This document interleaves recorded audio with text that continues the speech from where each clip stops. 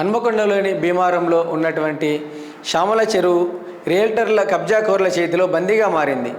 గతంలో భీమారం గ్రామ పంచాయతీగా ఉన్నప్పుడు శ్యామల చెరువు 67 ఎకరాలు 20 గుంటలు ఉండేదని, గత 10 సంవత్సరాలుగా చెరువు భూమి కబ్జాకు గురి అవుతుందని, ప్రస్తుతం చెరువు విస్తరణ 30 ఎకరాలకు కుదించుకుపోయిందని స్థానిక ప్రజలు అంటున్నారు. 33 ఫీట్లు ఉన్నటువంటి నాలా ఇప్పుడు 2 ఫీట్లకు కుదించుకుపోయిందని, నాలాపైన అక్రమ బిల్డింగులు వెలిశాయి.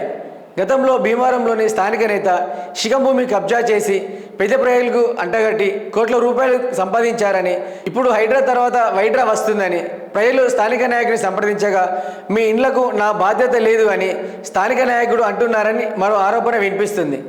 కాంగ్రెస్ ప్రభుత్వం నూతనంగా ఏర్పడినాక స్థానిక ఎమ్మెల్యే కేఆర్ నాగరాజు శ్యామల చెరువుపై ప్రత్యేక దృష్టి సాధించడంతో కొంతమేర కబ్జా చేసిన వాటిని కూలగొట్టారు. అంతలో మరి ఏమైందో తెలియదు, కానీ ఇక్కడ వేసిన గొంగలి అక్కడే అన్నచందంగా భీమారంలోని శ్యామల చెరువు పరిస్థితి నెలకొంది. ఇప్పటికైనా అధికారులు, ప్రజాప్రతినిధులు స్పందించి కబ్జాకోరుల నుంచి శ్యామల చెరువును కాపాడాలని ప్రజలు కోరుకుంటున్నారు. వరంగల్ భీమారం గ్రామ ప్రజలందరికీ మన వరంగల్ భీమారంలోని శ్యామల చెరువు ఇప్పుడు పూర్తిగా చెరువు నుండి మత్తడి పడడానికి సిద్ధంగా ఉంది. ఒకవేళ భారీ వర్షాలు కనుక పడినట్టు ఏదుంటే చాలా ఇబ్బందులు అవుతాయి.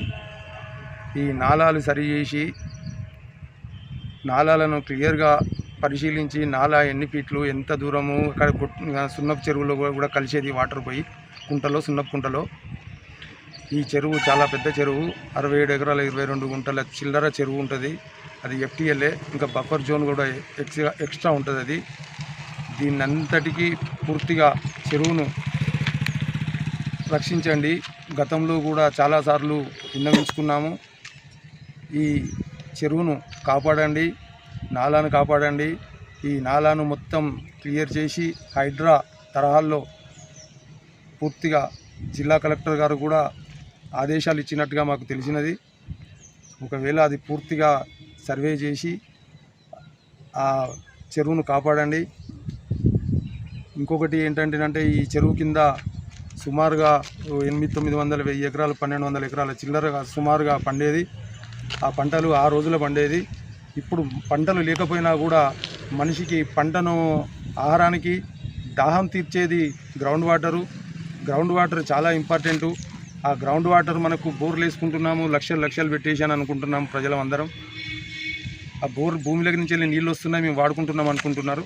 కానీ అది వచ్చేది భూమిలో నుండే. కానీ ఆ వాటర్ మన చెరువులో ఉండడం వల్ల గ్రౌండ్ వాటర్ పోయి, ఆ గ్రౌండ్ వాటర్ మనకు చెరువులో నుంచి వెళ్ళి గ్రౌండ్ వాటర్ భూమిలోకి పోయి, భూమిలో నుంచి వెళ్ళి మనకు బోర్ ద్వారా వస్తున్నది. అది ఆలోచించండి ప్రజలారా. ఇంకొకటి, మనకి ఈ చెరువు కింద, చెరువు పైనుంచి వెళ్ళి మనకు గొలుసుకట్టు చెరువు, ఆ చెరువులో వాటర్ మనకు వచ్చేది కొచ్చెరు, అది ఒక్క నిమిషం, కట్టుగాలువ. ఆ కట్టుగాలువ పూర్తిగా రియల్ ఎస్టేట్ దారులు, డిపార్ట్మెంట్ వాళ్ళకు ఇన్ఫర్మేషన్ లేకుండా గైడ్ వాల్ కట్టడం వల్ల ఆ గైడ్ వాల్ వచ్చే వాటర్ ప్రెషర్కు తట్టుకోలేక ఆ కట్టుగాలువలో పడిపోయింది. ఆ కట్టుగాలువలో పడిపోవడం వల్ల ఆ కట్టుగాలువ, ఆ గైడ్ వాల్ తెగిపోయి చెరువు కట్ట తెగి, ఆ గైడ్ వాల్ వచ్చే కట్టుగాలువ కట్ అయిపోయి, అది నేషనల్ హైవే బ్రిడ్జి దగ్గర, ఇప్పుడు ఇంతకుముందుకు ఇండియన్ గ్యాస్ ఉన్నది, ఇప్పుడు చింతగట్టు రోడ్డు ఎక్కే దగ్గర, చింతగట్టు క్యాంప్ దగ్గర ఎక్కే రోడ్డు, ఆ రోడ్డు దగ్గరికి వాటర్ వస్తుంది. ఆ వాటరు అక్కడికి పోకుండా ఉండాలంటే కట్టుగాలువను పూర్తిగా డిపార్ట్మెంట్ అధికారులు పర్యవేక్షించి పూర్తిగా దాన్ని మంచి మీ పద్ధతిలో గైడ్ వాల్ కట్టి, మీరు సర్వే చేసి ఆ చెరువును గైడ్ వాల్ కట్టేసి, ఆ గైడ్ వాల్ కట్టి పూర్తిగా వాటర్ను ఈ శ్యామల చెరువుకు చేరే విధంగా అధికారులు పూర్తి చర్యలు చేపట్టాలని మనస్ఫూర్తిగా కోరుకుంటున్నాం. ఇంకొకటి ఏంటంటే, ఈ మన చెరువులు భీమారంలో 3 చెరువులు ఉండేది. శ్యామల చెరువు, పుట్టలమ్మ చెరువు, కొచ్చెరువు అని చెప్పేసి. కొచ్చెరువు సుమారుగా 37 ఎకరాలు. ఆ చెరువు అసలు ఎక్కడుంది ఏంటి అనేది కూడా కొంతమంది ప్రజలకు తెలియదు. దాన్ని కూడా కాపాడి పిల్లలకు ఈ శ్యామల చెరువులో కూడా రిజర్వాయర్ చేయగా, ఆ రిజర్వాయర్ పోగా మిగులు భూమి ఎంతుంది అనేది దాన్ని నిర్ధారించి పూర్తిగా ఇతరులకు ఇంతకుముందుకు ఇచ్చారు, చేశారు, స్కూళ్ళకి ఇచ్చారని చెప్తున్నారు. అది ఏమి ఇచ్చినా కూడా దాన్ని రద్దు చేసి భీమారంలో ఉండే ప్రజలకు కాలేజీ అవసరాలకు కావచ్చు, లేదా స్పోర్ట్స్ ప్లేస్లకు కావచ్చు లేదా గ్రంథాలయాలకు కావచ్చు అలాంటి కొంచెం కార్యక్రమాలకు ఇవ్వవలసిందిగా మనస్ఫూర్తిగా కోరుకుంటాను.